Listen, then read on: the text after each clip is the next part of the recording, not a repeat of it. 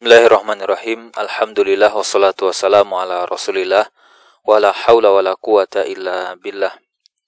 Kembali kita lanjutkan pembahasan dalam kitab Umdatul Fiqh. Kita masuk di bab ju'alah atau bab tentang sayembara atau mungkin diistilahkan dengan pemberian imbalan atas suatu pekerjaan tertentu. Dan di sini beliau mendefinisikan ju'alah itu adalah ketika seseorang, jadi beliau berikan dengan contoh, mengatakan kepada orang lain, man radda luqatati, siapa yang bisa kembalikan atau menemukan barang saya yang hilang atau hewan saya yang kabur, atau mungkin siapa yang bisa buatkan saya bangunan dengan spek sekian atau tembok ini, maka dia berhak mendapatkan imbalan berupa ini dan itu.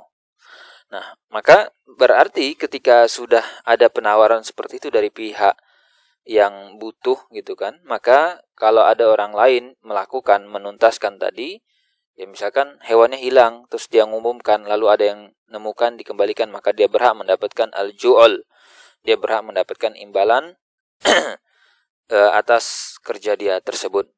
Dalil daripada ju'alah ini yaitu dari riwayatnya Abu Sa'id radhiyallahu taala anhu, ketika beliau menceritakan ada satu kauman ludigha rajulun, yang salah satu penduduknya, salah satu anggotanya itu disengat hewan berbisa.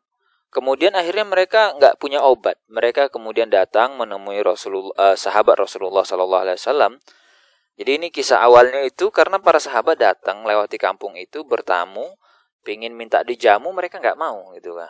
Akhirnya ya sudah, kata para sahabat. Dan ini kalau di suku Arab tentu aib bagi mereka. Harusnya kalau ada tamu mereka jamu.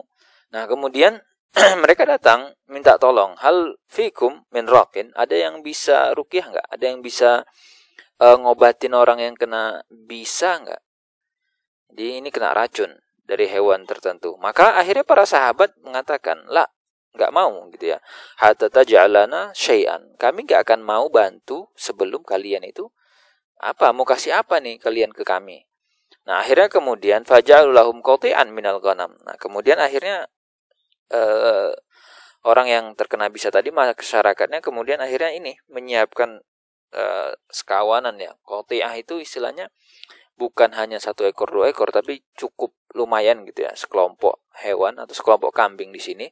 Maka kemudian akhirnya ada salah satu sahabat yang membacakan Fatihah. Ya, dibaca Al-Fatihah untuk apa? Untuk ruqyah. Nah, kemudian ditiup sama dia, akhirnya sembuh.